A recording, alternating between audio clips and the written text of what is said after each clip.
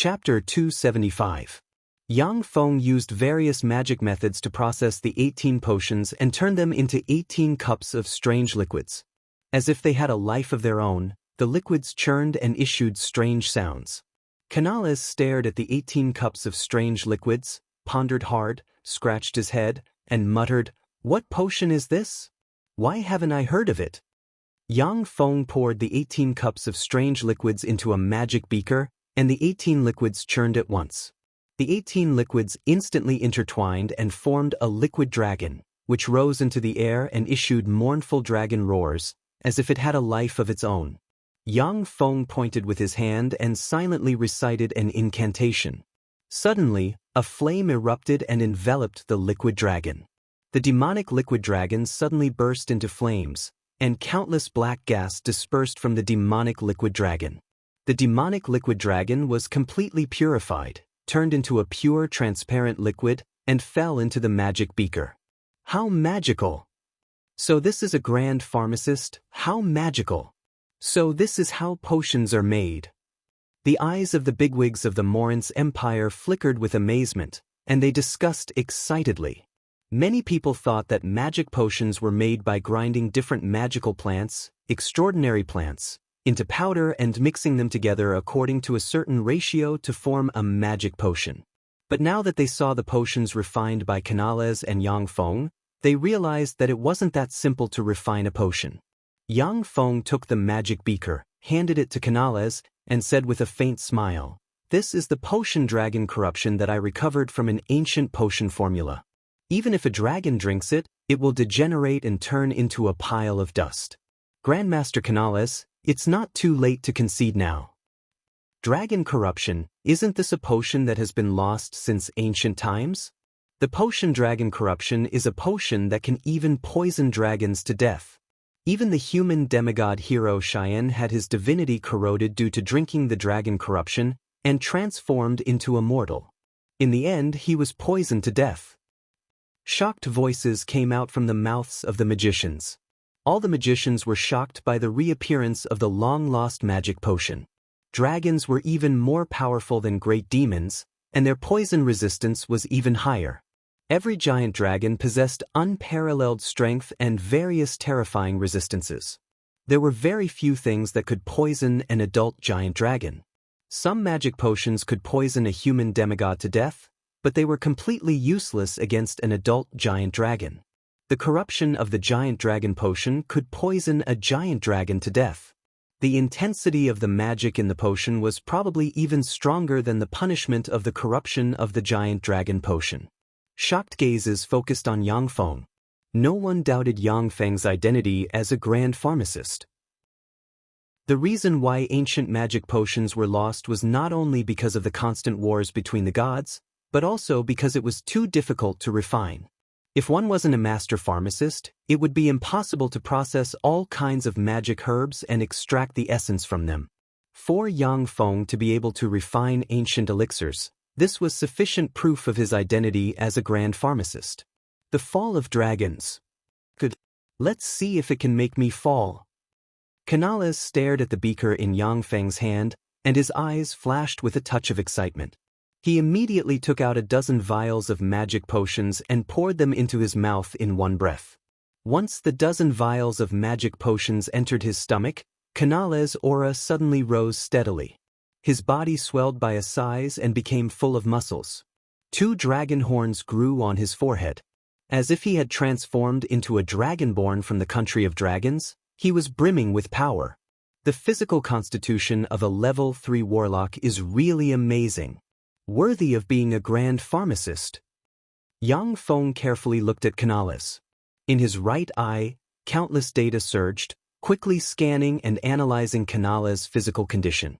At a glance, he saw that after Canales drank the dozen vials of elixirs, his life force was stimulated, and he climbed to the pinnacle level 3 warlock realm in one fell swoop. Of course, Canales only used the power of the magic potions to possess a pinnacle level 3 warlock's physical constitution for a short period of time. After the potion's effect passed, he would return to his original state. But until then, the pinnacle level 3 warlock's physical constitution could allow him to resist the erosion of many kinds of magic potions. Canales grabbed the dragon's corruption. His right hand trembled slightly, and he stared at the dragon's corruption with both excitement and fear. Excitement because he could see a new ancient magic potion, and fear because the ancient magic potion could take his life at any time. Canales grabbed the dragon's corruption, then suddenly looked up at Yang Feng and said, "Ian, I don't want to die. If I can't resist the dragon's corruption, then please save me. I still want to study more magic potions. Having a potion master as your slave should be very useful to you." The eyes of Andre and his party flashed with a gloomy glint. Garca, on the other hand, had a smile on his face, and his mouth was grinning from ear to ear. Porta and the other 2 princes were very calm, but their eyes flashed with a touch of complex emotions. The addition of a grand pharmacist to Garca's subordinates had already made Garca's reputation soar. If Canales, a grand pharmacist who had been famous for decades, also joined Garca's subordinates, then Garca's power would be even greater. Canales was a grand pharmacist who had been famous for decades, and even the Pope of the Weave Holy Order had received his kindness. Who knew how many powerhouses had owed him favors?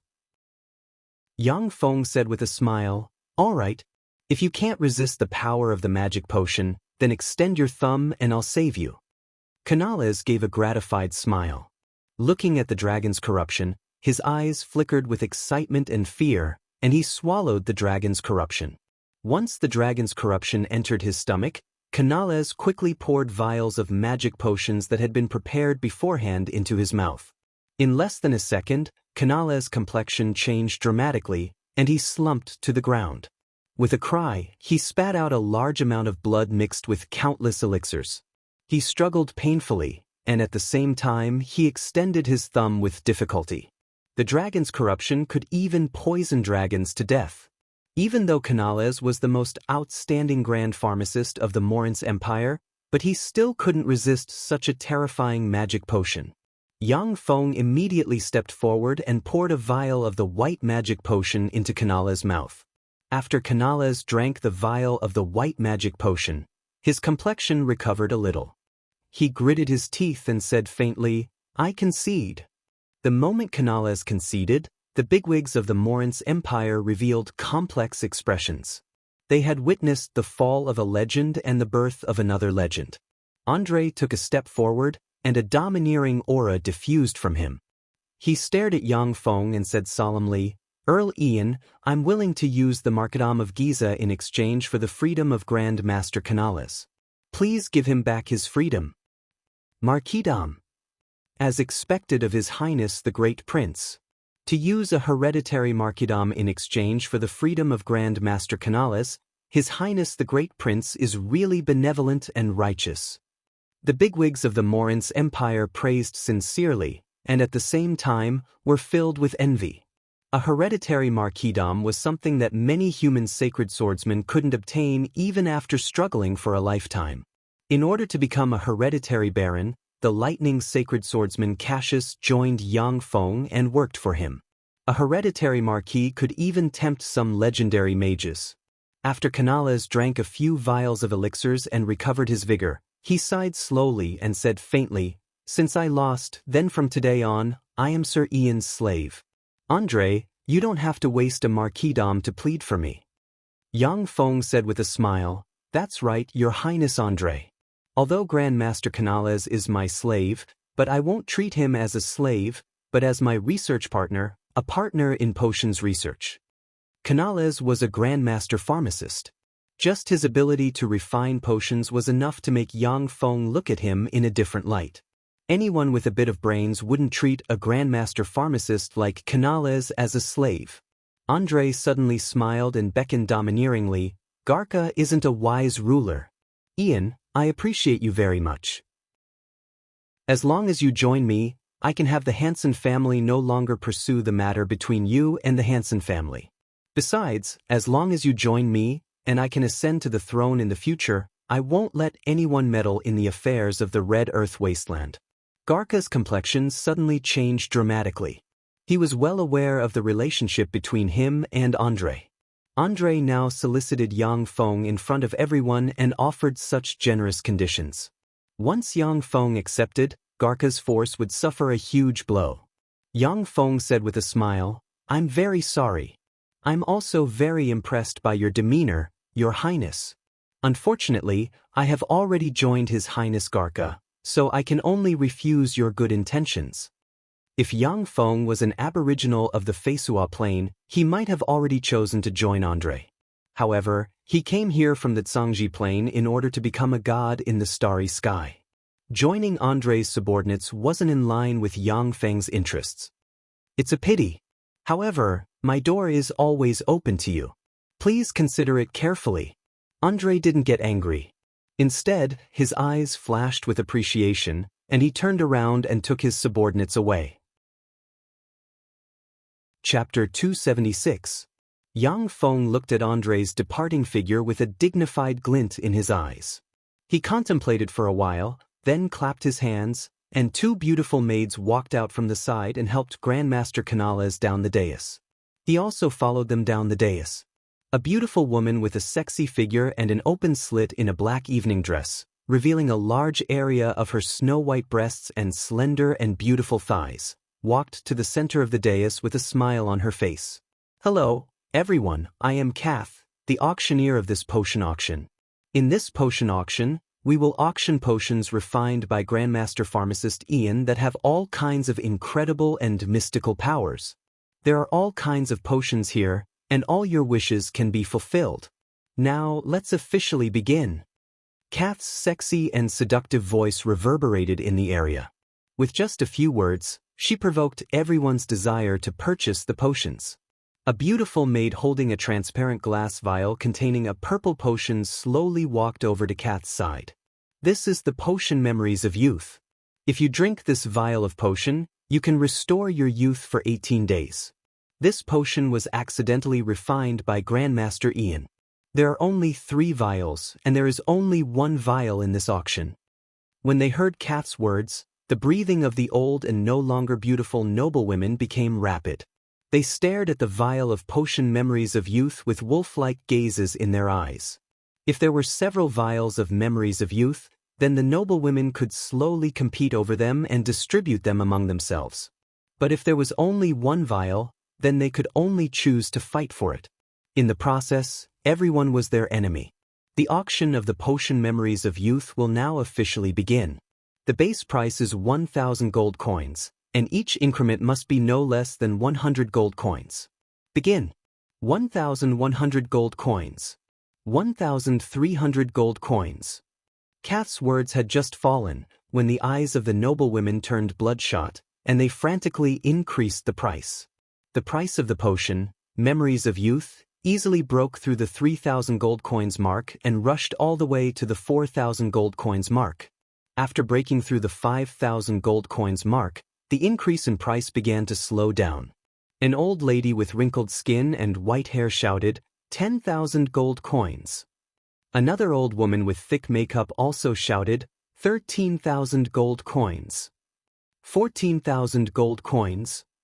Under the bidding of the wealthy ladies, the price of the Memories of Youth potion skyrocketed. In the end, the old woman who first offered 10,000 gold coins shouted out a sky-high price with bloodshot eyes, 30,000 gold coins. Hearing the sky-high price of 30,000 gold coins, the noblewomen finally calmed down and became silent. If it was a potion that could completely restore one's youth, it would definitely be worth more than 30,000 gold coins.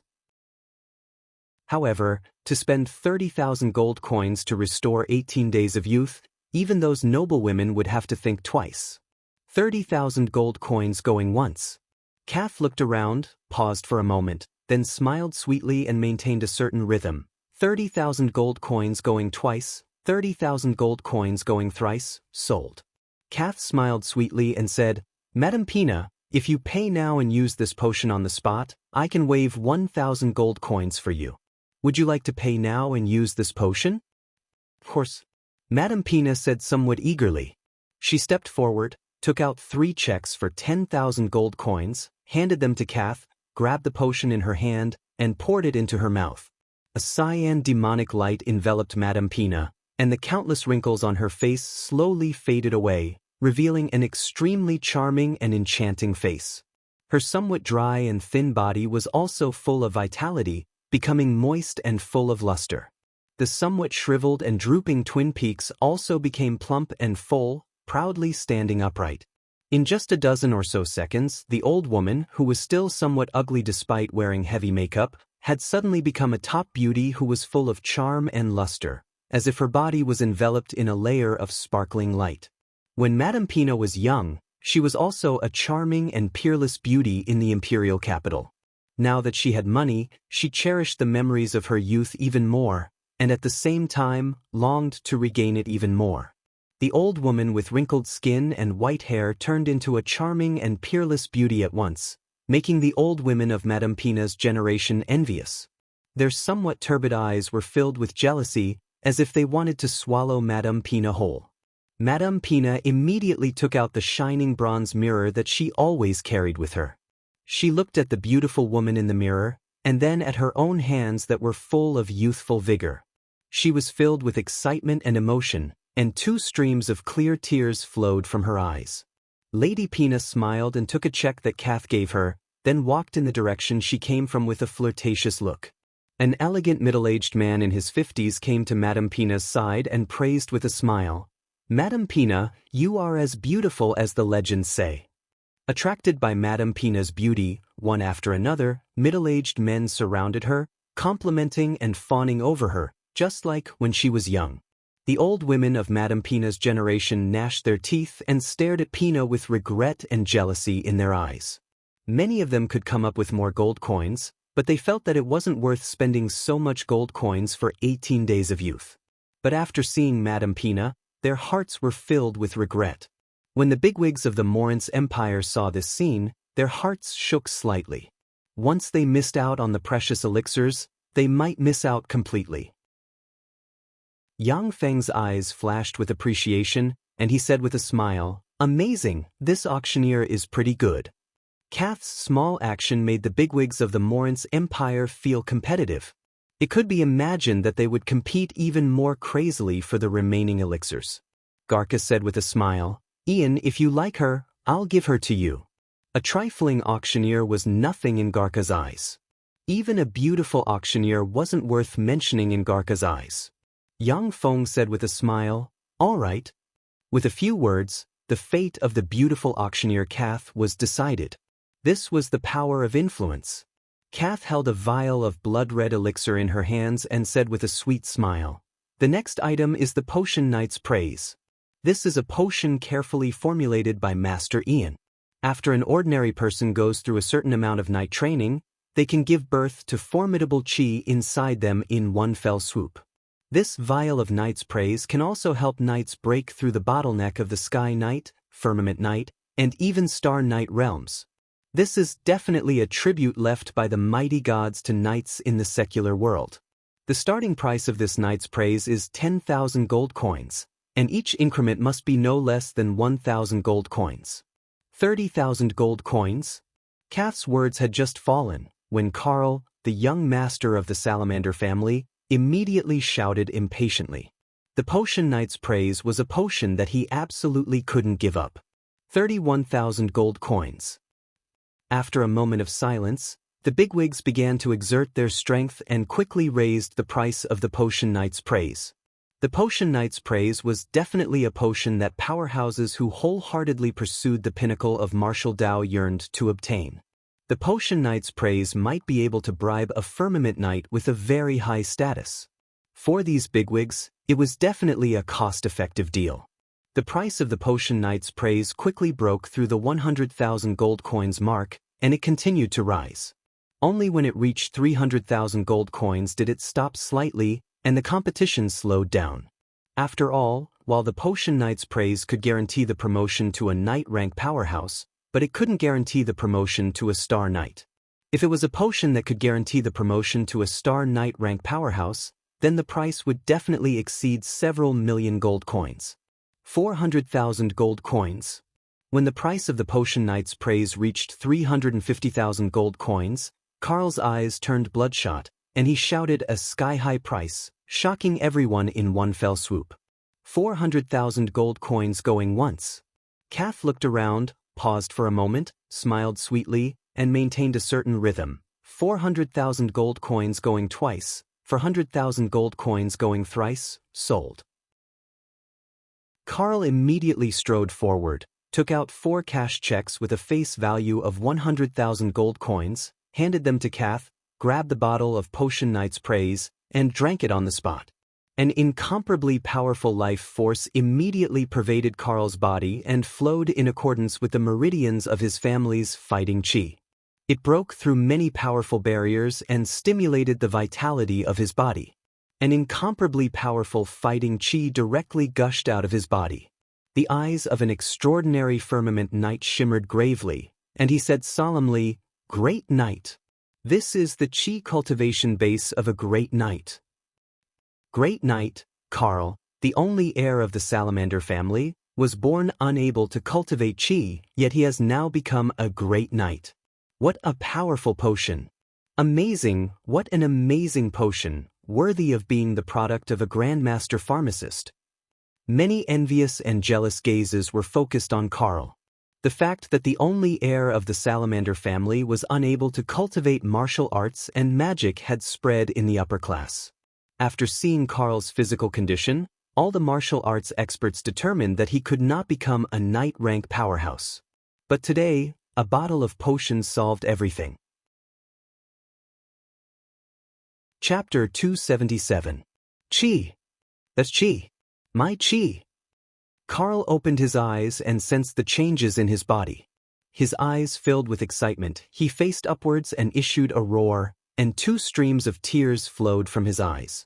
Over the years, Carl was aware that although no one dared to say anything to his face, but many people secretly ridiculed him as a good-for-nothing. There were also many people in the Salamander family who secretly wanted to replace him. Since the Salamander family was founded on martial merit, the martial spirit in the family was extremely strong. As a successor who couldn't cultivate chi, he wasn't recognized by others at all. Now that Carl was promoted to a great knight and had opened up his meridians under the strengthening of the potions, his future path of cultivation would be smooth. He was no longer a good-for-nothing who couldn't practice cultivation. Full of confidence, Carl strode up to Yang Feng and said with a smile, "Grandmaster Ian, I am Carl, the successor of the Salamander family. Thank you for your potions, I owe you a favor.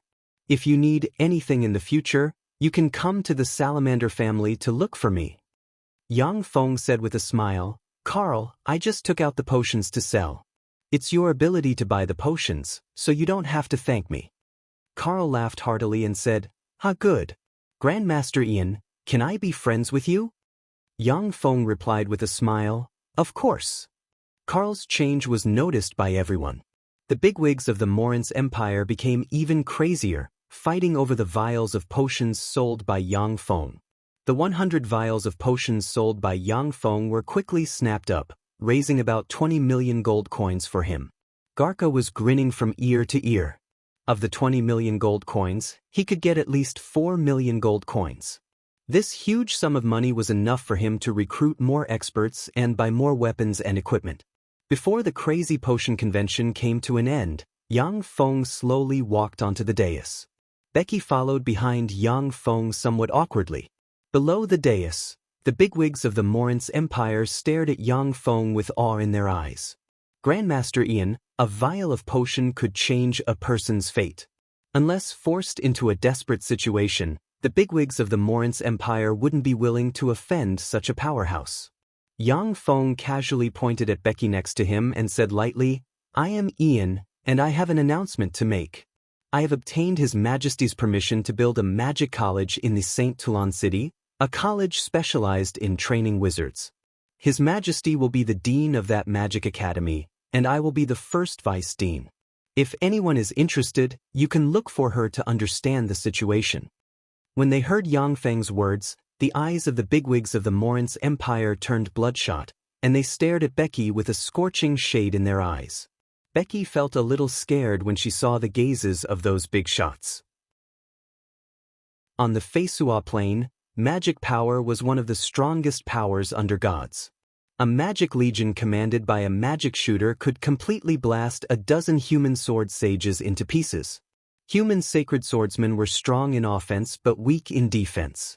The swords in their hands could slay great warlock rank experts, but once they were far away, then the level 1 spell fireball could hit them and seriously injure them. If a level 2 spell fire arrow hit them, they could be blasted to death. The only way for human sword saints to fight against wizards was to not let the wizard lock onto their position, and to kill the other party before the wizard could recite a spell. Of course, tyrannical human sword saints could also use the power of Qi to slash a level 2 offensive spell to pieces. However, their resistance to curse spells was extremely low, and they couldn't avoid it.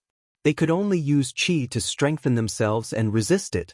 Wizards were so powerful. Similarly, due to the weave and the ancient inheritance method of wizards, the number of wizards had always been very small. The Saint Toulon city was the capital of the Morince Empire, which was why wizards were so common. In some remote cities, it would be very difficult to find a wizard. The status of an official wizard was also very high. In the Morince Empire, the status of an official wizard was comparable to that of an aristocrat, and they enjoyed many privileges enjoyed by aristocrats. This was also an opportunity for many commoners to stand out. Many greater aristocrats had multiple children, but only the first-in-line heir could inherit their title, territory, and most of their property.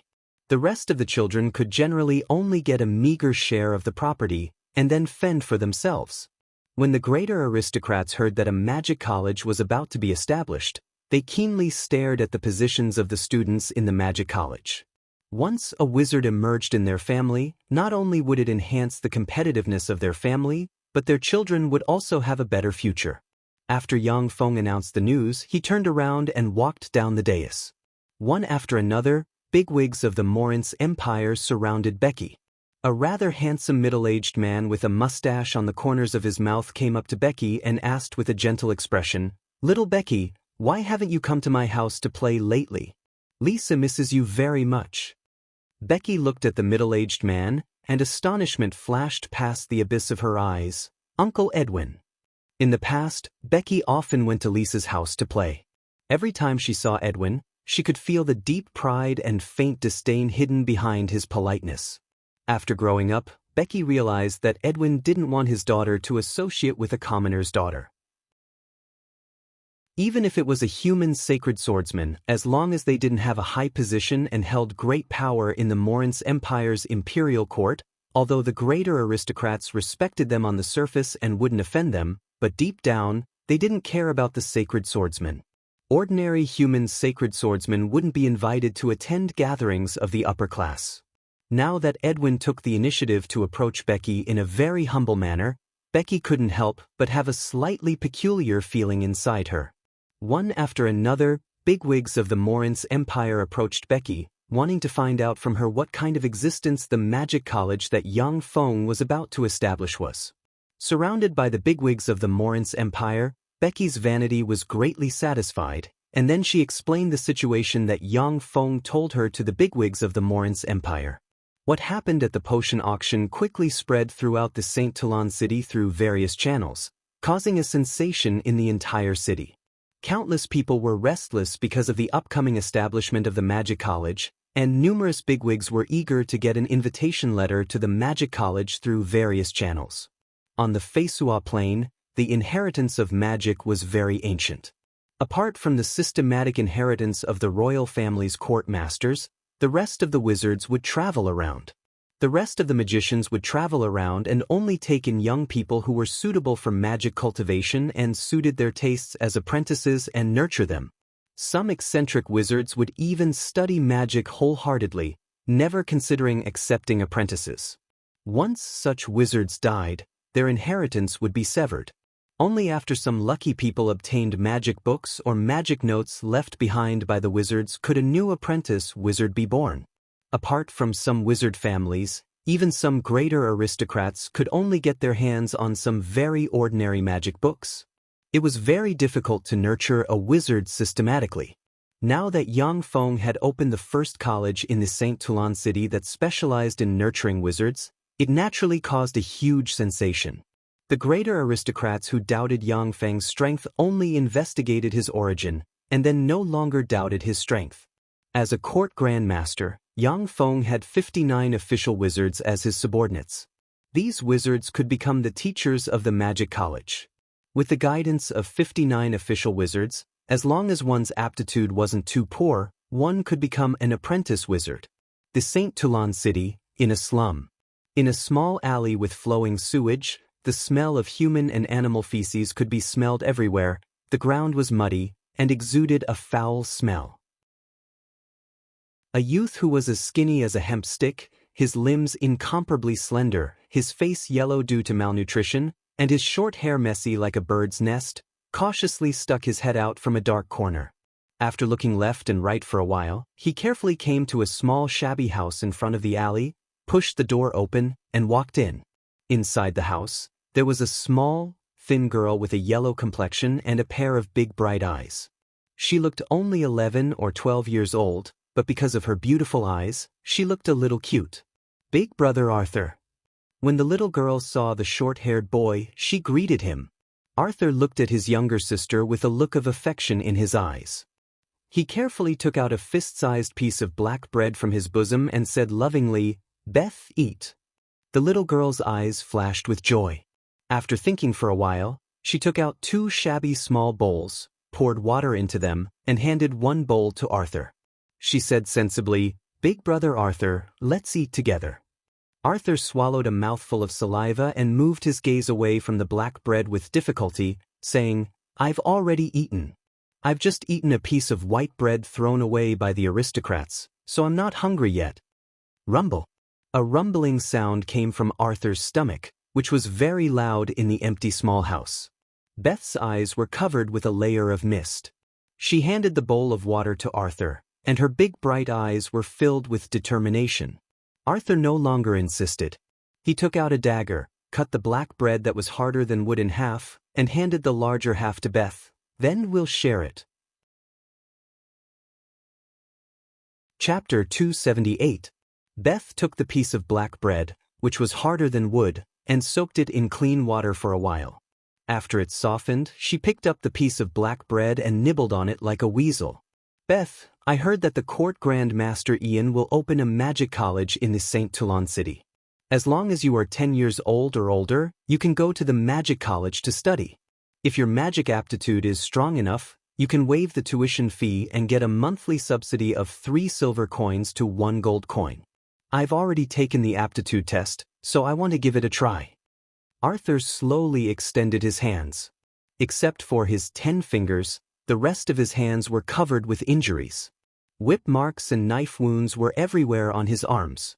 As a thief who mingled at the bottom of society, Arthur struggled alone in the slums with his younger sister, so it was normal for him to get injured. In the Morince Empire, once a thief was caught on the spot, it was very normal for them to be beaten. If they had poor eyesight and stole from an aristocrat, they might be beaten to death if they were discovered by the aristocrat. Arthur saw with his own eyes a thief who stole money from an aristocrat. After being caught by the aristocrat, the thief was beaten to death and thrown into a smelly dish. No one dared to care about it. Arthur was once caught on the spot for stealing and was brutally tortured, which was why he was covered in injuries. Beth raised her head and looked at Arthur with a look of admiration, saying, "Big brother, you're the best. I believe you can become a wizard." Arthur's eyes flickered with an intelligent glint, and he said solemnly, "Let's go together. In this way, even if only one of us can join the magic college, our fate can be changed." Beth's eyes flashed with fear and she whispered, "But, big brother, isn't it dangerous outside? Not long ago, Gina was taken away." In the slums, beautiful little girls were also very dangerous. Once they were discovered, the gangs would take action and capture those little girls. They would either be sold or become prostitutes, and their lives would be ruined. Arthur was careful because he didn't want people to know that he had a beautiful younger sister. That would be a great disaster for both of them. "Put on this set of clothes, let's go." Arthur threw a black robe that could completely cover a person's body to Baisha and said in a deep voice.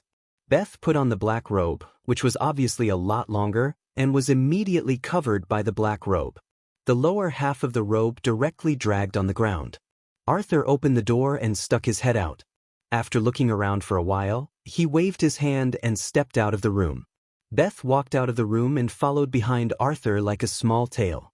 Arthur and Beth carefully shuttled through the streets and alleys of the slums, avoiding the eyes of all kinds of people. After crossing one street after another, Arthur took Beth to a place that was only one street away from leaving the slums. "Arthur, where do you want to go?" Suddenly, a loud voice sounded from the side. A thin middle-aged man with a haggard face walked out from the side and blocked the path of Arthur and his sister. He looked down at Arthur and his sister and sneered. When Arthur saw the middle-aged man, his pupils constricted slightly and his eyes flashed with fear. With a flick of his wrist, a dagger appeared in his right hand. The middle-aged man's real name was Tim, and he was nicknamed Poison Dog in the slums. He was a member of the notorious Black Poker Gang, whose main business was human trafficking. Many young girls from the slums were captured by them and sold to the nobles, or directly sold to the brothels. Everyone in the slums hated Poison Dog and his gang, but they couldn't do anything about them. As long as the people in the Black Poker Gang didn't leave the slums and harass the civilians and aristocrats in the St. Toulon city, the Imperial Guard wouldn't be dispatched to wipe them out. With a gloomy expression, Arthur uttered word by word, "Tim, I want to go out, get out of the way." In the slums, you must learn to be tough and not let people see that you are timid. Otherwise, countless dogs will pounce on you and tear you to pieces. Tim smiled contemptuously. With a flick of his wrist, a dagger spun in his hand as if it had a life of its own, and then he grasped it in a reverse grip. "Little bastard, you dare to play with a knife in front of me? How stupid! Don't you know that there are no more than 3 people here who can play with a knife better than me?" Tim licked his lips in a perverted manner and said with an excited smile, "The one next to you is your sister, Beth. Her good friend, Gina, confessed everything under my crotch yesterday." Beth's petite body trembled slightly and she bit her lip tightly. She didn't expect Gina, whom she regarded as a good friend, to betray her. Arthur's face twitched slightly, and he said loudly, "Tim, we are going to the magic college built by Master Ian to study magic. Master Ian has ordered that no one is to stop us from going to the magic college to take the aptitude test. Do you want to be enemies with Master Ian?" Tim's expression changed slightly. He hesitated for a moment, then his eyes flashed with determination and killing intent, and he said coldly, "Unfortunately, you're too slow. Originally, I only wanted to capture your sister, have some fun with her, and then sell her. It seems that I can only kill you and your sister now. Otherwise, when you learn magic and come back to retaliate against me, won't I have no choice but to die? Besides, as long as I kill you now and throw you into a stinking ditch, who will know that you want to go to the magic college to study? You lowly commoner, you are truly courageous. You actually dare to disobey Lord Ian's orders." A contemptuous voice sounded from the side, and a middle-aged man wearing a black magician robe walked over, escorted by a knight covered in heavy armor. Behind the magician and the knight followed a burly middle-aged man, who was blind in one eye and wore a black eye patch, and had a gloomy expression. Behind the middle-aged man were more than a dozen burly men. When Tim saw the one-eyed man, his expression changed greatly, and he cried out involuntarily, "Boss?" The one-eyed man, who was blind in one eye, was the boss of the Black Poker Club in the slums, Cyclops. His fierce reputation could make anyone in the slums tremble. Cyclops' expression changed greatly, and he roared with some exasperation, "Bastard, put down the dagger." With a flip of Tim's hand, the dagger disappeared. The middle-aged magician said indifferently, "Band, what did I tell you? Did you ignore Master Ian's orders?" Cyclops, with a fawning expression, nodded and bowed, "My lord, this lowly one wouldn't dare. When I go back, I'll definitely teach Tim a good lesson. When I go back, I'll teach him a good lesson and let everyone know the consequences of disobeying my lord's orders." Arthur looked at the fawning appearance of Cyclops, and he simply couldn't believe his eyes. In front of everyone, Band had always been tyrannical and insufferably arrogant. But now, in front of the middle-aged magician, he was as meek as a dog. For the first time, Arthur truly realized the weight of the word magician. Teach him a good lesson? You lowly things, for disobeying my lord's orders, you can only atone for your crimes with death. The middle-aged magician smiled coldly and silently recited an incantation. Then he pointed at Tim. A fireball suddenly appeared, turned into a stream of light, and slammed into Tim. Ah! Tim issued miserable screams, and turned into a flaming man shrouded in flames. He struggled in pain, and then turned into a charred corpse that fell to the ground. When the gang members inside the black poker cards saw this scene, they felt sympathy for the death of a rabbit, and glared at the middle-aged magician. The arrogant middle-aged magician swept the gang members inside the black poker cards with a contemptuous glance, and said coldly, "Are you unconvinced?" The knight guarding in front of the middle-aged magician instantly erupted with great knight-rank chi, intimidating the gang members inside the black poker cards. A grand knight-level powerhouse, alone, could completely kill all the gang members in the black poker cards. His face covered in sweat, Cyclops Band nodded and bowed. "No, no. My lord did well, well done." The gang members inside the black poker cards lowered their heads, not daring to look the middle-aged magician in the eye. The middle-aged magician said indifferently, "If there is another incident where someone goes to the magic college to take the aptitude test is intercepted, then there will be no need for your black poker cards to exist. When my lord gets angry, you lowly things will become corpses in the gutter. Understood?" Cyclops Band nodded and bowed at once. "Yes. Yes. I understand. No one will dare to disobey Grand Master Ian's orders. If anyone dares to disobey, I'll be the first to kill him." In the slums, gangs like the black poker cards are insufferably arrogant. But in the eyes of the real bigwigs, they are ant-like existences. So long as a greater aristocrat sends a few knight-rank powerhouses, they can wipe out gangs like the black poker cards. It's just that no one is willing to do so. Every year, these black poker cards would be secretly offered to some great nobles to obtain their protection. However, the black poker cards are also very clear that once those bigwigs really decide to move against them, their backers will never contend against other bigwigs for them. Chapter 279. Arthur arrived in front of the middle-aged wizard and thanked him respectfully. "Sir, my name is Arthur, and this is my younger sister, Beth. Thank you very much for your help." Beth bowed slightly, saluted the middle-aged wizard, and said respectfully, "Thank you, sir." The middle-aged wizard swept Arthur and Beth with a glance and said with a trace of lofty and vague disdain, "No need to thank me. I was just carrying out Sir Ian's orders. Let's go." The middle-aged wizard left behind a few words, then strode out of the slums with a knight-rank bodyguard. He didn't want to stay a minute longer in the filthy and stinky slums. Arthur also felt the disdain hidden in the middle-aged wizard's words. He understood at once that the middle-aged wizard was only carrying out Master Ian's orders, and didn't have any goodwill towards the siblings. Arthur was very clever. He followed the middle-aged wizard with his younger sister and quickly left the slums.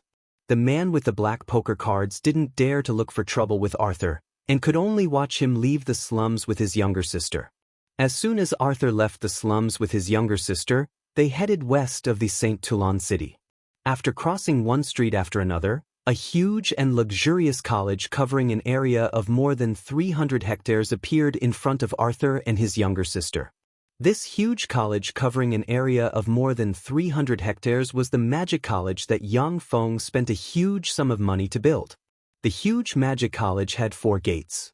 Numerous luxurious carriages gathered at the east gate, and many young men and women dressed in aristocratic attire formed circles of various sizes at the east gate. Arthur glanced at the east gate, then quickly turned around and took his younger sister to the north gate of the magic college. At the north gate of the magic college, numerous commoners and impoverished youngsters dressed in ordinary clothes lined up in a long line. All the youngsters came to the front gate of Yang Feng's magic college with the dream of changing their fate, eager to enter. As long as the children of aristocrats had money and were willing to donate a large sum of money, and their cultivation aptitude wasn't too bad, they would be directly recruited into the magic college. As for the commoners and impoverished youngsters, if their aptitude for magic cultivation was extraordinary, they would be exempted from tuition fees, and would be subsidized a certain amount of money every month to let them practice magic. The north gate of the Magic College was a door of hope for commoners and impoverished youngsters to come into contact with the world of magic. Every time the north gate of the Magic Academy opened, 200 to 300 commoners and impoverished youths would rush in. Not long after, those commoners and impoverished youths would walk out, and most of them had disappointed looks on their faces. Every time they came out, only 1 or 2 youngsters would have an excited look on their faces, wishing that they could let everyone know that they had passed. More often than not, the youngsters would have gloomy looks on their faces after coming out. The huge crowd quickly decreased, but at the same time, the number of youngsters also increased. Slowly, many youngsters appeared behind Arthur and his younger sister. A few hours later, it was finally Arthur and his younger sister's turn. They followed the 200 youngsters into the north gate of the Magic College and entered a spacious room engraved with countless mysterious magic runes.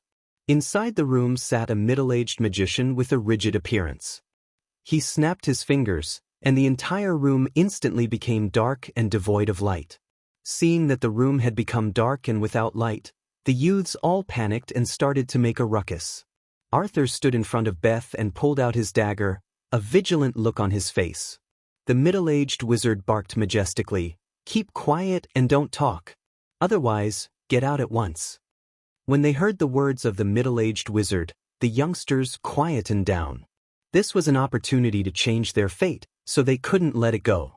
The middle-aged wizard silently recited an incantation and pointed with his finger, and a magic radiance lit up in a magic crystal ball in front of him. In the room, magic runes lit up, and strange magic fluctuations enveloped the youngsters in the room. Light of different degrees rose from the youngsters. Most of the youngsters were very dim, while the light emitted from Arthur and Beth was like a small and a big sun, suppressing the light emitted from the other youngsters. Geniuses! 2 geniuses, great, I actually found 2 geniuses. The middle-aged mage was filled with excitement as he looked at the 2 dazzling suns, one small and one large. His voice was trembling as he spoke. "I must report this to Sir." The middle-aged wizard took out a communications crystal and poured a tremendous amount of spirit force into it. Yang Feng's indifferent yet majestic voice came from the magic crystal. "What's the matter, Fitz?" Fitz said respectfully, "Sir Dean, I found 2 geniuses, no, 2 peerless geniuses. They should be youngsters of commoner or slum background." "Peerless geniuses? Interesting, I'm coming." Yang Feng's voice disappeared from the magic crystal. Not long after, a white light shone, and the whole room was suddenly enveloped in endless light. The gazes of the youngsters were attracted by the light source, and they saw Yang Feng, shrouded in a sacred radiance and full of majesty, walk out of the light like a god walking in the secular world. As soon as Yang Feng walked out, he saw the 2 children, Arthur and Beth, exuding a small and a big sun-like radiance. Yang Feng's eyes flashed with joy, and the corners of his mouth rose into a smile. "I really picked up a treasure." Judging from the magic radiance exuded by Arthur and Beth, Arthur had a superior level 6 soul aptitude, while Beth, the little girl, had an intermediate level 7 soul aptitude. They were both geniuses on the warlock path and on the magic path. Warlock cultivation was very similar to magic cultivation, except that warlock secret methods cultivated both physical constitution and spirit force at the same time. Compared to the Feisua Plains meditation methods that specialized in spirit force, warlock secret methods were more than a notch stronger. As long as these 2 geniuses were carefully polished, they would blossom with resplendent light. "I am Ian, the dean of this magic college. What are your names?" Yang Feng walked towards Arthur and Beth. Along the way, the youngsters in front of him were slowly pushed aside by a gentle force, making way for him to reach in front of Arthur and Beth. Arthur looked up at Yang Feng and said loudly with excitement, "My name is Arthur, and this is my younger sister, Beth." Yang Feng said with a gentle smile, "Arthur, Beth, I want to take you in as my disciples. Are you willing?" Filled with excitement, Arthur smartly pulled his younger sister to prostrate on the ground and said respectfully, "We are willing, we are very willing. Sir Dean, please accept us as your disciples." In a magic college, any wizard could scold the #1 big shot of the slums, the one-eyed dragon Band, like a dog. Band didn't dare to let out a fart. For such a bigwig like the dean of a magic college to personally accept disciples, Arthur was well aware of what it meant. At the same time, he didn't dare to be arrogant, for fear of missing this opportunity. Yang Feng said with a satisfied smile, "Get up." A gentle force shrouded Arthur and Beth, allowing them to stand up. Gazes of envy and jealousy came from the side. Arthur could clearly feel the envy and jealousy of the youngsters around him. Even the middle-aged mage had a look of envy in his eyes. He knew that Arthur's fate would change drastically from now on. Yang Feng pointed with a finger, and a white light shrouded him and Arthur and his younger sister. With a flash of light, the three of them disappeared from the room. The middle-aged wizard's gaze fell on the youngsters in the room and he said indifferently, "You are all unqualified and don't qualify for scholarships. Go back." Even if aristocratic youngsters had poor aptitude, but after paying a huge sum of money, they were still eligible to enter Yang Feng's magic college to study magic. As for commoner and slum youngsters, only geniuses could enter the magic college to study magic knowledge. Yang Feng couldn't change this aristocratic supremacy custom, nor did he want to change it. After all, to maintain the operation of a magic college, a lot of money was needed. Without the huge sum of money from aristocratic youngsters, the magic college wouldn't be able to operate. After all, the magic college didn't have the financial support of the Morin's Empire. The youngsters in the room could only leave the room with a look of disappointment on their faces. In another luxuriously decorated room, there was a flash of light, and Yang Feng appeared with Arthur and his younger sister. Dressed in a Xian warrior's attire, looking very capable and refreshing, Becky came up to Yang Feng and said respectfully, "Sir." These days, Becky had been working for Yang Feng. She had slowly shed her young miss temperament, become very capable, and become a qualified secretary. Yang Feng said lightly, "Becky, the two of them are my disciples henceforth. Take them away and let them learn the rules." Becky looked at Arthur and Beth with some envy, and then said respectfully to Yang Feng, "Yes, sir." There was a flash of light, and Yang Feng disappeared from where he stood. Becky looked at Yang Feng's disappearing back with a look of longing in her eyes. She turned around and said full of dignity, "My name is Becky. You can call me Big Sister Becky. Now come with me, I'll teach you the rules here." Arthur said very cleverly, "Yes, Big Sister Becky." Beth followed suit and said, "Yes, Big Sister Becky." Chapter 280. The Magic College had yet to officially open, but Yang Feng had already found more than 30 youngsters with inferior level 6 soul aptitudes among the commoners and slum youngsters, and 8 youngsters with inferior level 6 soul aptitudes among the lesser aristocrats and ordinary aristocrats.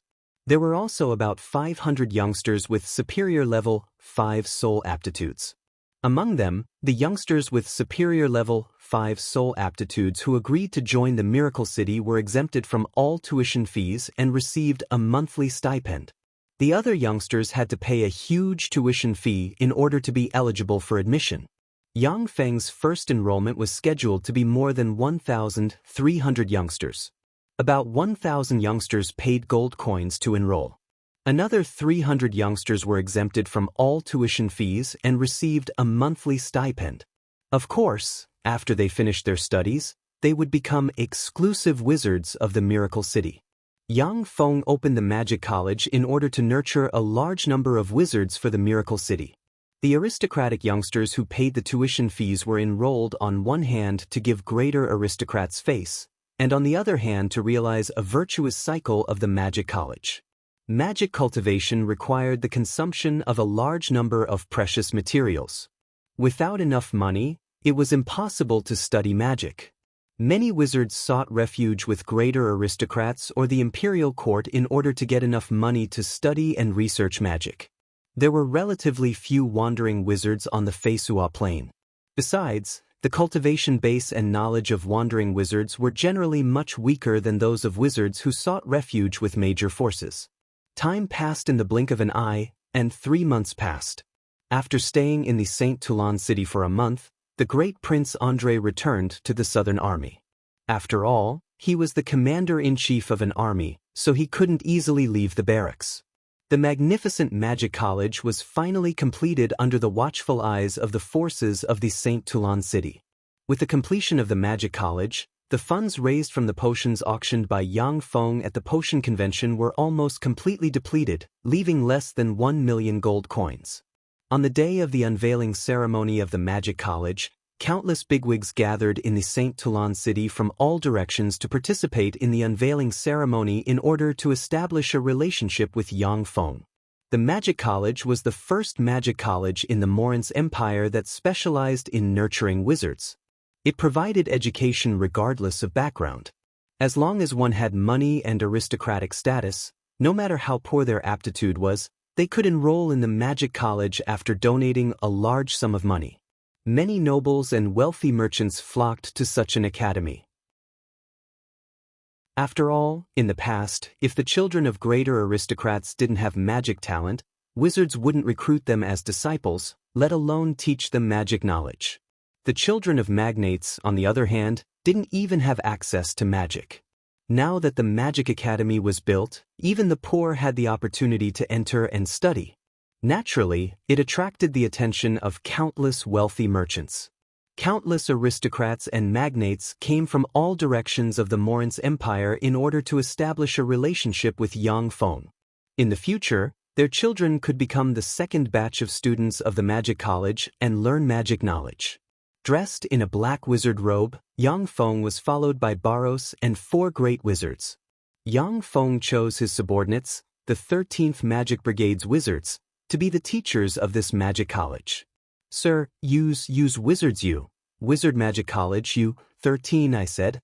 Wizards 2 wizards 7-10 master. The great wizards won it. This, 2 wizards 1 1 1 1 2 2 1 1 1 and 6 1 2 9 9 9 1 1 2 and 1 1. The 4 great wizards looked at Yang Feng's back with admiration in their eyes. The first magic college of the Morin's Empire was about to be established, and Yang Feng was the first vice dean of the Magic College. Together with Yang Feng, they, Yang Feng's subordinates, would go down in the annals of history and be admired by countless people. The establishment of a magic college not only required a huge number of teachers, but also a huge amount of money and connections. For Yang Feng to be able to establish the Magic College alone in a place like the Saint Toulon city, where every inch of land was worth its weight in gold, was simply heaven-defying. Once the Magic College began to operate, the wizards who graduated from it would be Yang Feng's students, and it would form a formidable force in the Morin's Empire. His Highness Garca is here. Following a sonorous voice, Garca and Yulina, surrounded by a dozen guards, walked towards Yang Feng. Goina, on the other hand, was like a shadow, silently guarding behind Garca. With a refreshing smile on his face, Garca opened a box and handed it to Yang Feng. Ian, congratulations on building this magic college. This is my congratulatory gift to you. Yang Feng looked at the box, his eyes flashed with a dignified glint, and he said solemnly, Your Highness, this gift is really too valuable. Inside the box were impressively 2 cash checks with a face value of 1 million gold coins. For the current Yang Feng, these 2 million gold coins were indeed timely rain, but at the same time, it was also a heavy gift that couldn't be any heavier. Garca said with a smile, Take it. There's no need to differentiate between us. Yang Feng's thoughts stirred, and he put away the 2 million gold coins checks with a smile. Thank you very much, Your Highness. When Garca saw Yang Feng accept the 2 million gold coins checks, his smile became even happier. Once Yang Feng officially became the dean of the Magic College, his status in the Morin's Empire would continue to rise in the future. Garca naturally had to do his best to win over such a bigwig with a lofty status who belonged to his camp. 2 million gold coins, Garca, you're really generous. Along with a faint chuckle, Porta and the other 2 princes walked over. Garca looked at Porta and the other two princes and frowned slightly.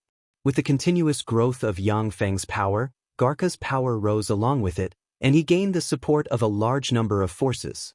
Among the small groups resisting the great Prince André, Porta was already the most powerful. Under the pressure from Garca, Porta and the other two princes came together and joined forces. Porta's eyes flashed with a complicated glint, then he smiled and handed 3 boxes to Yang Feng. Master Ian, congratulations on establishing the Magic College. This is our gift to you. Thank you. Yang Feng smiled, took the 3 boxes, and then handed them to Becky standing beside him. He knew very well that the gifts in the 3 boxes wouldn't be too valuable. His Majesty Morince 2867th has arrived. Suddenly, a sonorous voice sounded from outside. Escorted by 4 sacred swordsmen, 20 star knights, and 100 firmament knights, Morince 2867th came over. Next to him was a legendary mage who was wearing a red magic robe. He had a square face, big ears, and white hair, but his skin was smooth and well-maintained. Greetings, Your Majesty. The eyes of the bigwigs of the Morince Empire revealed looks of astonishment, and they bowed respectfully to Morince 2867th. On the Feisua plain, except for the first time when they were conferred a title, greater aristocrats only had to bow in salute when they met the emperor. Only when they prayed would greater aristocrats prostrate themselves on the ground to show respect to the gods. On the Feisua plain, the gods were supreme beings. When Yang Feng and his party saw Morince 2867th, they quickly stepped forward, arrived in front of Morince 2867th, bowed slightly, and saluted respectfully. Greetings, Your Majesty. Morince 2867th nodded with some satisfaction and praised, Not bad, Ian. You've done a good job. You've actually established a magic academy in such a short period of time. Very good. Yang Feng spoke hypocritical compliments without batting an eyelid. Thanks to Your Majesty's great blessing, without Your Majesty's strong support, this magic college wouldn't have been established at all. How well said. Without my support, this magic college wouldn't have been established at all. Face flushed, Morince 2867th attributed all the glory to himself, and then pondered for a while before saying, However, Yin, you're just an archwizard. It's too difficult for you to assume the post of First Deputy Dean of the Magic College and manage the entire Magic College. This is Grandmaster Kirill, a true legend wizard. If he serves as the First Deputy Dean of the Magic College, then the Magic College will be worthy of its name. Yang Feng's complexion changed slightly and his heart sank. He had painstakingly spent a lot of effort to establish the Magic College and appointed himself as the First Deputy Dean of the Magic College. Now Morince 2867th wanted to take everything away with a few words. A frigid killing intent welled up from the depths of his heart, and countless thoughts flashed through his mind. Porta and the other 2 princes were taken aback at first, then revealed looks of schadenfreude and looked at Yang Feng with smiling eyes. Garca's complexion was pale and he clenched his fists, yet he didn't say a word. He didn't dare to oppose Morince 2867th. Elena's small face paled slightly, and she gritted her teeth and argued. Imperial Father, Earl Ian worked hard and spent tens of millions of gold coins to establish this magic college. He didn't take a penny from the Empire's treasury. This should be his personal property. Chapter 281. When he heard that, Morince 2867h's face sank at once. Ever since he ascended the throne, fewer and fewer people dared to contradict him. In the last 20 years, no one dared to contradict him. Now that Elena dared to contradict him, he felt very unhappy, and his eyes flashed gloomily. Kirill smiled faintly. Staring at Elena, he revealed a seemingly gentle, yet threatening smile and said, Your Highness, in the Morince Empire, everything belongs to His Majesty the Emperor. This magic academy was also permitted by His Majesty the Emperor, and under the great will of His Majesty the Emperor, it appeared in this world through Ian's hands. His Majesty's will is above all else, understand? When Elena saw Carol's smile, her pretty face changed, and fear welled up inside her. She took a few steps back and fell silent. Morin's 2867th was licentious and lecherous. In addition to the 2 empresses and 4 concubines, he had many women and gave birth to many descendants. Some beautiful princesses who were doted on by Morin's 2867th would suddenly disappear, yet Morin's 2867th didn't ask about the disappearance of the princesses. When she thought of this, Elena shuddered. A look of ridicule in his eyes, Morin's 2867th stared at Yang Feng and sneered. "Ian, what are you thinking? Do you want to go against my will?" Gazes full of pity, schadenfreude, curiosity, ridicule, and other emotions focused on Yang Feng. Yang Feng said with a smile, "Your Majesty, no one in the secular world dares to go against your will, and I am no exception. However, according to the rules of the magic world, only the strongest can become the ruler of a magic institution like the Magic College. Your Majesty, you are wise and valiant, an emperor appointed by the gods of ambition. It is only right and proper for you to assume the position of Dean of the Magic College. As for Master Kirill, if you want to become the first Deputy Dean of the Magic College, you must defeat me to convince the masses. Your Majesty, please allow me and Master Kirill to compete for the position of Deputy Dean of the Magic College in a fair fight." Morin's 2867th contemplated for a while, then looked at Kirill and asked faintly, "Kirill, what do you think?" Kirill swept Yang Feng with a glance, his eyes flashed with contempt, and he sneered, "Since Master Ian challenged me, then how can I refuse? I'll give Master Ian some pointers and let him understand the rules of the magic world." Morin's 2867th laughed heartily and said, Good. Kirill, teach Ian a good lesson and let him understand the rules of the magic world." Yang Feng said lightly, "Master Kirill, a magic arena has been built in the college. Please follow me." Kirill walked up to Yang Feng and secretly transmitted his voice. "Ian, Empress Susanna asked me to bring you a message. Taking away the magic college, you spent 19,873,452 gold coins to build is just the beginning. If you continue to follow other idiots, everything you have will be taken away from you." Yang Feng's eyes narrowed slightly and he smiled faintly, his heart full of vigilance. The struggles in the court were extremely tragic, strange, and complicated. Since the legend wizard Kirill transmitted his voice, but he might not be a person of the empresses. It was also possible that he was a pawn arranged by the other princes to drive a wedge between Yang Feng and the great Prince Andrei. The Morin's Empire was one of the 2 most powerful human empires on the Feisua plain, and it had many experts. In such a huge empire, legend-rank powerhouses were not the lackeys of the aristocrats. Although legend wizards had a lofty status, but once they were involved in the war for the throne, they would be reduced to pawns. Generally speaking, legend wizards would not get involved in the cruel war for the throne as long as they didn't get involved in such a terrifying whirlpool. No matter who ascended the throne, they wouldn't dare to make things difficult for them. However, every time, there would be legend wizards who would get involved in such a cruel whirlpool for various reasons. Yang Feng knew that on the surface, the great Prince Andrei had gained the allegiance of 2 legend wizards. If Kirill was added, then Andrei would gain the allegiance of 3 legend wizards. This was a very frightening force. The bigwigs from all over the Morin's Empire became excited and rushed towards the magic arena. A showdown between a legend wizard and an archwizard was a very rare event. The surroundings of the newly built magic arena were quickly filled with people. On a suspended dais of the magic arena, Morin's 2867th was sitting, surrounded by 4 sacred swordsmen, 20 star knights, and 100 firmament knights forming a luxurious guard.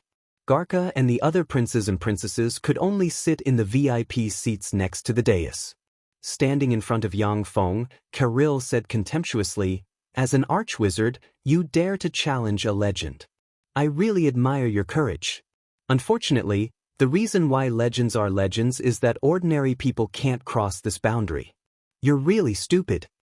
Standing quietly in place, countless streams of data quickly surged in Yang Feng's pupils, and he issued orders silently.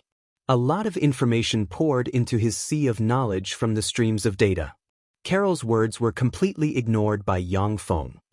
Big Sister Becky, why would teacher duel a legend wizard? Isn't that too dangerous?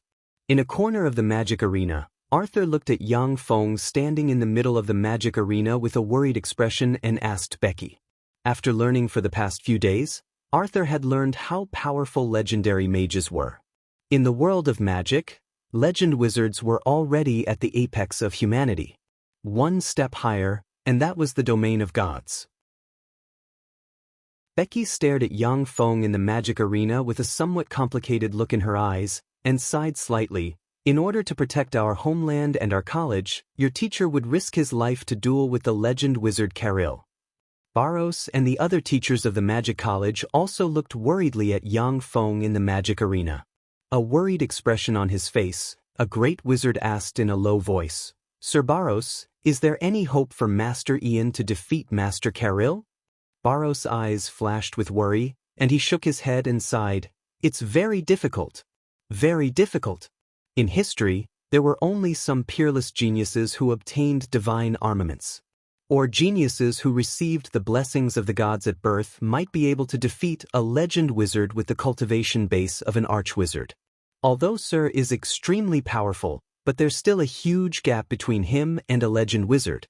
As long as the legend wizard casts a level 4 offensive spell, then Sir is very likely to be defeated. Legend wizards could cast level 4 offensive spells, which were extremely powerful. If it was a level 4 single-target offensive spell, then any level 3 defensive spell would be smashed to pieces. However, it was very difficult for a level 3 wizard to destroy a level 4 magic shield of a legend wizard. At least a dozen level 3 spells would be needed to break through a level 4 magic shield of a legend wizard. In addition, the casting speed, understanding of spells, the power of spells, and so on of legend wizards were superior to that of archwizards. A magic shooter commanding a magic legion might even be able to contend with a legendary mage. But for a magic shooter to duel with a legendary mage, there was absolutely no chance of victory, no chance of survival. Unless he encountered a wandering legend wizard with a poor inheritance, Yang Feng had a slim chance of defeating the other party. Karil, on the other hand, was a court wizard with a perfect inheritance and extremely rich combat experience. His fighting strength wasn't something that wandering legend wizards could compare to. When Karil saw that Yang Feng ignored him, his eyes flashed with anger. He glanced at the referee and said indifferently, "Why haven't you started yet?" The referee's mind shook when he was glanced at by Karil. He immediately took a few steps back and said loudly, "Start the duel." The referee's words had just fallen when Yang Feng, who had his head lowered, suddenly raised his head. His eyes flashed with frigid killing intent, and he erupted with Star Knight rank chi in a flash. He reached out with his hand, and a secret treasure greatsword forged entirely from divine blood steel slashed at Karil with the force of thunder. The area within 10 meters was the domain of a sacred swordsman. If a sacred swordsman came within 10 meters of them, even a legend wizard would be slain before they could finish casting their spell. The distance between Yang Feng and Karil was just 10 meters. His sword strike already had 60% of the charm of a sacred swordsman's sword. It was as fast as thunder and unstoppable. When everyone saw Yang Feng's sword strike, their eyes flashed with shock. The eyes of the lightning sacred swordsman Cassius flashed with shock, and bitterness welled up inside him. Amazing, that sword strike of his is really amazing. As long as he practices diligently, it won't be difficult for him to step into the sacred swordsman realm in the future. In order to become a sacred swordsman, Cassius had gone through who knows how much hard work and never stopped practicing swordsmanship for a day. Yet Yang Feng, who practiced swordsmanship and magic at the same time, was still able to achieve such achievements. It was simply appalling. Only heroes of myths and legends could have such terrifying achievements. Barros' complexion paled slightly, and his eyes flashed with fear. What a terrifying sword strike! If he had used this sword strike on me at that time, I would already be a dead man. Almost without thinking, Karil uttered a magic sentence. In a flash, the level 3 spell advanced warping force field erupted and enveloped him. Chapter 282. When Yang Feng's sword slashed at the level 3 spell advanced warping force field, he felt a strange warping force shroud his sword, causing it to shake and almost fly out of his hand. Yang Feng's eyes flashed with an ominous glint, and he erupted with the innate spell dragon force in a flash. As if the embodiment of a humanoid dragon, his sword forcibly cut through the warping force field and mercilessly slashed at Karil. At this moment, Karil opened his mouth and uttered the second magic sentence. The magic sword in Yang Feng's hand slashed down and instantly sliced Karil in two, yet there was only emptiness, no feeling of any force being exerted. Barrow's face suddenly changed dramatically, and he exclaimed, "After image! Blink!" With a flash of light, Karil appeared 100 meters away from Yang Feng. The level 4 spell Blink was the level 4 spell with the fastest casting speed among legend wizards, as well as the nightmare of all legend wizards. With the level 4 spell Blink, legend wizards could teleport to any place within 100 meters of their line of sight. If sacred swordsmen, assassins, rangers, and other legend rank experts of the various professions couldn't insta-kill a legend wizard, then they wouldn't stand a chance against a legend wizard proficient in Blink. Carol's eyes flashed with a cold glint, and he sneered, "Ian, you really scared me to the point of breaking out in a cold sweat. Unfortunately, you're not a sacred swordsman after all. You're still a bit short. If you were a bit faster, then maybe I would have died by your sword." Yang Feng's sword strike contains 60% of the charm of a sacred swordsman, but it was only 60% of the charm of a sacred swordsman after all. In a war between a sacred swordsman and a legend wizard, the only hope for victory lay in the first strike. If a sacred swordsman couldn't insta-kill a legend wizard, then only death would await them. Although Yang Feng's sword strike was extremely fast, but compared to the indestructible sword strike of a sacred swordsman that could even split a demigod, it was still a notch inferior. The difference of a notch was like the difference between heaven and earth. Yang Feng suddenly erupted with frightening chi, tapped his feet, and rushed towards Karil lightning fast. Karil's eyes were cold as he spat out a magic sentence, instantly casting the level 3 spell, Splitting Headache. A magic radiance flickered. Yang Feng suddenly felt a splitting headache and his eyes became dizzy. If it wasn't for his terrifying level 3 extraordinary life form physique, then he would have already fallen to the ground, unable to budge. With great difficulty, Yang Feng spat out a magic sentence and cast the level 2 spell Mind Resistance in a flash. A magic radiance flickered inside him and stopped his headache. Taking advantage of that split second, Karil uttered 3 magic sentences in succession, pointed at Yang Feng, and cast the level 4 spell Advanced Disintegrate. A green magic radiance shot out of Karil's hand towards Yang Feng. Yang Feng's face fell. With a wave of his hand, the secret treasure sword forged from divine blood steel flew out and collided with the green light of advanced disintegration. Under the illumination of the green magic light, the secret treasure sword forged entirely from divine blood steel collapsed inch by inch, turning into green dust that drifted down with the wind. The secret treasure sword forged from divine blood steel was indestructible and extremely hard, yet it still couldn't withstand the power of magic. This was the power of magic. If the advanced disintegrate hit the body, then even a demigod rank powerhouse would be seriously injured. Yang Feng reached out with his hand, and a secret treasure sword forged from divine blood steel suddenly appeared and mercilessly slashed at Karil. "It's no use, you can't even touch the corner of my clothes." Karil sneered. A magic light enveloped his body, and he instantly disappeared from where he stood. Yang Feng's all-out sword strike hit empty air. Karil appeared 100 meters away from Yang Feng, uttered 2 magic sentences, and a tremendous amount of fire elemental particles frantically converged and formed 2 long fire snakes that swept towards Yang Feng. Yang Feng uttered a magic sentence, and a fire storm instantly enveloped him. When the 2 fire snakes slammed into the firestorm barrier, they neutralized it. A cold look in his eyes, Karil quickly uttered a series of magic sentences and conjured the level 4 spell water dragon. In a flash, a tremendous amount of water elemental particles gathered around him and formed a 30-meter-long water dragon, which rushed towards Yang Feng with terrifying might. The berserk water dragon bit down and instantly swallowed the storm of fire around Yang Feng. At the same time, it swallowed Yang Feng in one gulp. In the belly of the water dragon, countless streams of water formed drill-like whirlpools that mercilessly stabbed Yang Feng. Yang Feng's tyrannical fleshly body, which was comparable to that of a level 3 extraordinary life form, was torn apart inch by the drill-like whirlpools, and copious amounts of blood dyed the terrifying water dragon red.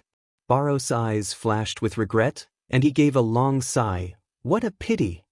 Once the level 4 spell water dragon bit an enemy, even a sacred swordsman rank powerhouse would be easily torn to pieces. Apart from wizards, very few people could escape from the level 4 spell water dragon. Cassius' eyes flashed with a complicated glint. He clenched the sword in his hand, and then put it down. He could sense that the 4 sacred swordsmen guarding Morinth's 2867th on the dais were eyeing him covetously. Once he did something irrational, a shocking blow would be waiting for him. Sacred swordsman rank powerhouses were strong in offense and weak in defense. When 4 sacred swordsmen besieged a sacred swordsman, the outcome would be decided by 1 or 2 sword strikes. Cassius had no chance of winning. Garca's face was pale, and he gritted his teeth and cursed, "Damn it!" Elena's face was pale as she looked at Yang Feng struggling inside the water dragon, and her beautiful eyes flashed with a touch of worry. Becky also looked at Yang Feng struggling in pain within the water dragon. She clenched her fists and bit her lips, causing them to bleed.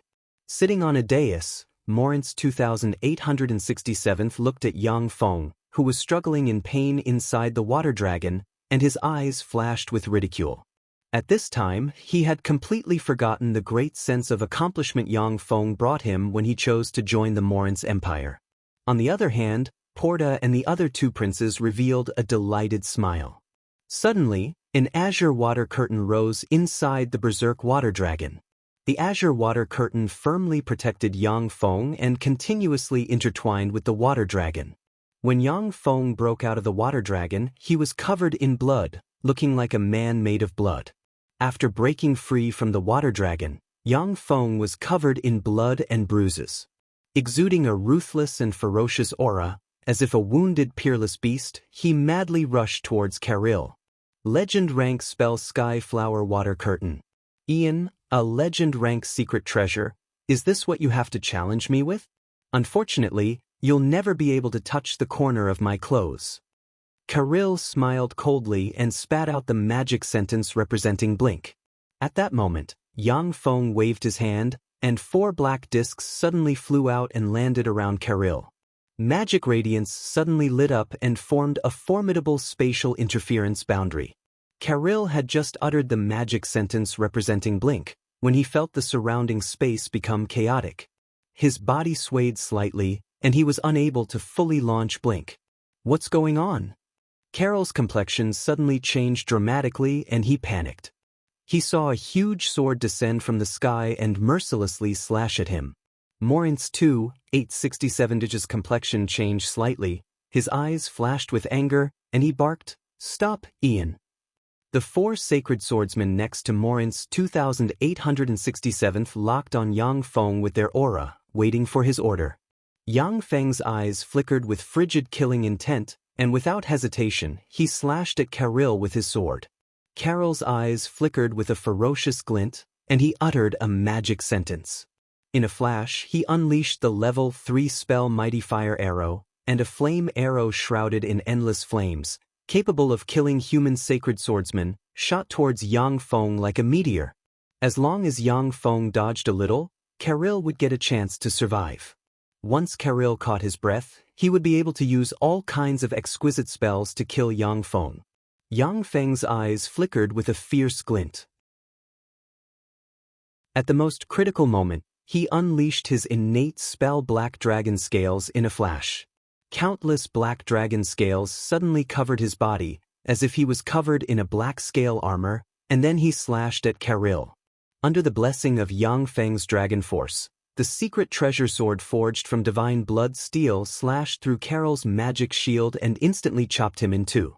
Caril's severed upper body had an incredulous expression on his face, as if he couldn't believe that a legend wizard like him had died to Yang Feng's sword. At the same time, the flame arrow slammed into Yang Feng and blasted him away, sending him flying in the direction of the suspended dais. A large amount of blood flowed out of Yang Feng's body, and then was incinerated. Morin's 2867 gave Yang Feng a look of disgust, then waved his hand and ordered indifferently, "This bastard, how dare he kill a wizard by my side? Go and kill him." "Yes, your majesty." A sacred swordsman guarding Morin's 2867 responded respectfully, then blurred into motion and shot towards Yang Feng. Just as the sword saint moved, it was as if an invisible blade had appeared in front of him. His head suddenly flew high into the air, and blood splattered in all directions. Welcome to Immortal Cultivation Audiobooks, your gateway to the mystical world of Xianxia. Dive into legendary tales of martial arts, spiritual growth, and immortal ascension. Here, we bring you full-length English audiobooks of the best Wuxia and Xianxia stories, from young prodigies to ancient sect wars. Perfect for fans of Against the Gods, Martial World, and tales of demons and gods.